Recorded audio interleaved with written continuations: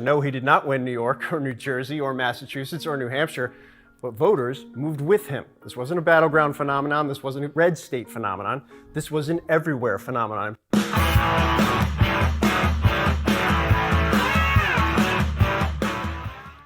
What's up, everybody? Welcome back to Opinions Vary. That's Opinions with an A. Please like, share, and subscribe. And an everywhere phenomenon. That is Trump's victory. CNN actually put it well. Trump has a mandate not only with the popular vote, but he has a huge territorial mandate, as we're going to see. County after county that used to be blue is now red. So this is as big of a mandate that any Republican has had since Ronald Reagan in 1980 and 1984. And Trump needs to get his agenda through. The first 100 days are going to be critical. Let's look at this graph of the country that CNN puts up. They do a good job with it. Let's go. When Donald Trump and his top allies talk about having a mandate coming out of the 2024 election, this is what they're talking about. Now, you look at the map, you see a lot of squares colored in. Here's what it actually means. Every county that you see red is a county that shifted toward Trump. But if you look at the still being counted popular vote right now, you'll see it's not a massive victory. It is far below what Joe Biden had. Good point. Far below what Joe Biden had. In 2020, Trump had 74 million, about 216,000 votes. He's over 2 million, almost probably 2.5 million more than he had in 2020. Kamala Harris, at the end of this election, is going to be short of Joe Biden by about 7 million votes. Where did those 7 million votes go? They never even mention that.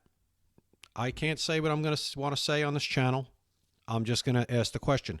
It's a legitimate question, is it not? Where did those 7 million votes go? Not 7,000, not 700,000, 7 million. Where are they? Well, Donald Trump increased his already record-setting vote count in 2020. He set a record for an incumbent in 2020 with those 74,200,000+ votes. He's gone over that by 2.5 million. She lost 7 million. Think about that.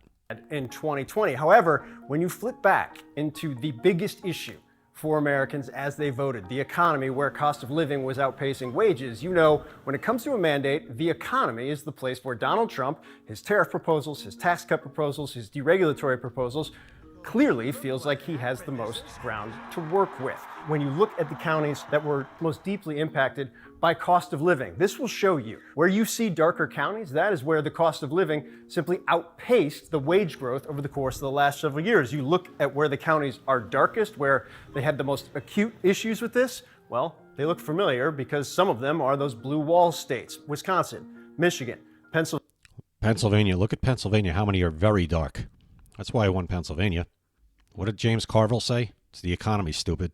Pennsylvania. Now, what's most interesting about this is this wasn't just a battleground phenomenon. In fact, if you come over here into the northeastern area, you see places like New Jersey, New York, Massachusetts, New Hampshire. These are all states, obviously, that Democrats not only won, but have long been Democratic strongholds. Well, here's what's interesting about that. When you actually take a look at what happened in these states compared to Donald Trump's 2020 performance, every county that you see highlighted is a county that Donald Trump outperformed his 2020 results by 3 points or more. Look at New Jersey, look at New York, look up and down the Northeast. And Democrats better be careful with New Jersey. New Jersey can flip. It was within 5 points. If Trump gets the job done, New Jersey is in play in 2028. You see just how many counties shifted to Trump significantly. That was a significant story of this entire election. No, he did not win New York or New Jersey or Massachusetts or New Hampshire, but voters moved with him. This wasn't a battleground phenomenon. This wasn't a red state phenomenon. This was an everywhere phenomenon. Now, on tariffs, which will be central not just to the economic policy of the Trump administration, but also how he operates in national security, how he operates in bilateral relationships, it is clear that Trump has major goals that economists say wouldn't actually help on the cost of living basis. How that nets out will be critical in how those voters view Trump's perceived mandate.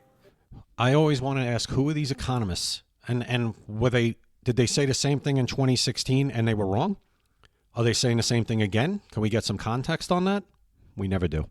It is very clear that a traditional Democratic bloc of voters, and while they're not a monolith, certainly election after election after election, Large majorities of Hispanic voters have gone towards Democrats, shifting away from that party towards Trump, mostly because of these numbers. Concern about the economy and the belief that, based on Trump's first term, he is the better steward of the nation's economy going forward. That was critical in the election. That is critical to Trump believing that on economic policy, some of which diverges dramatically from what we've seen as the economic consensus, he believes he can do what he wants.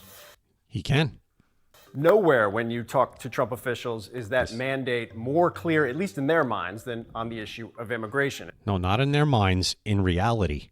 It's what Trump has campaigned on since he's been in politics, and certainly was the animating feature of his 2024 race. And again, we go back into Texas and you look at what happened in these border counties. The darker the red, the more dramatic the shift towards Donald Trump in these counties, including some of those long-held Democratic counties that Hillary Clinton in 2016 won by 30, 40, 50 points. Well, that's amazing. You're talking about if Hillary Clinton won some of those counties by 30, 40, or 50 points, you're talking about a minimum, you're talking 30, 40, 50 point shift, but he probably won them by 5, 10, 15, who knows, 20 points. You're talking about almost a 60 to 80 point shift in 8 years. That's not a fun. That's incredible.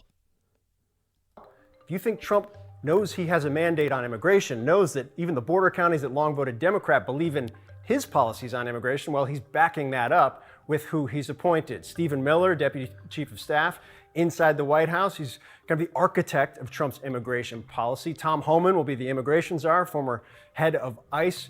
The nominations are tracking with the very clear belief that Trump has policy plans, mass deportation, very strict immigration policy, really reshaping the entire bureaucratic system on that front. And those aren't just plans. He plans to implement immediately after he takes office. So there you go. It is a clear mandate. Don't listen to the noise when you get in here. It's not a mandate. He got 49.9%. He doesn't even have half the country now. They're gonna play that because he doesn't have 50% of the popular vote. He has 0.1% under. Okay, they're gonna use that to, as a narrative. Don't buy it. For a Republican in today's electorate to do what he did is extremely, extremely difficult with the power of the vote in these dark blue cities that have massive populations. New York, Chicago, LA, Houston, Dallas. I'm probably missing a few. I mean, Miami, he completely flipped. 30 points. Won by 30. Miami-Dade County, he won by 30 points. That's another one of those that since 2016 has been switched by 50 points. So to do what he's done is absolutely a mandate. And when you dive into the numbers like they did there in the specific counties, when you look at those border counties in Texas and Arizona and all along the border, there's your mandate, because those are the people that get affected the most. And for whatever reason, they were voting Democrat for years. They finally have had enough. They've had enough. They've reached their limit now. And they want something done, and they want something big done. And that's what he has a mandate to do, and he has to get it done now. He has to get it done. If he gets it done, like I said, you looked up at New Jersey. If he gets it done, if he fixes the things that he's run on fixing, that we've put our faith in him to do, I think a state like New Jersey is in play in 2028. That will change everything. Democrats can't afford to lose New Jersey. They've already lost 2 out of the last 3 elections, Wisconsin, Michigan, and Pennsylvania. If New Jersey becomes a state that becomes a swing state, they are in huge trouble, because that translates not only New Jersey, that'll translate to other places. Maybe Minnesota becomes a real swing state.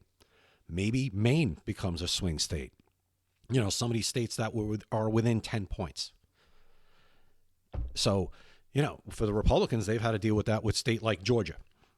It's not fun to deal with, is it, as a Republican or a conservative? No, you don't want Georgia to be a swing state. It's hard to have to defend Georgia and North Carolina. Now we have a chance to turn it on them now with making Wisconsin, Michigan, Pennsylvania already is a swing state, but we can make Wisconsin and Michigan permanent just swing states, or, purple to light red. And then if you could start New Jersey, you turn New Jersey purple. They have big, big problems. So we'll see what happens. Don't listen to the noise that he doesn't have a mandate. He has an absolute mandate. They know it, and I think that's why he's picking who he's picking, and he's going to govern the way he's going to govern. Because forget about the popular vote numbers, the 49.9%, and she's only this far behind. Forget that. He has a massive territorial mandate to implement his agenda. Tell me what you guys think in the comments. Appreciate you watching. To everyone that's subscribed, I'm over 1,000 subscribers now. I really appreciate it. I think it's amazing. Let's keep going. And I just couldn't be more grateful to all of you. So continue to follow me at Opinions Vary.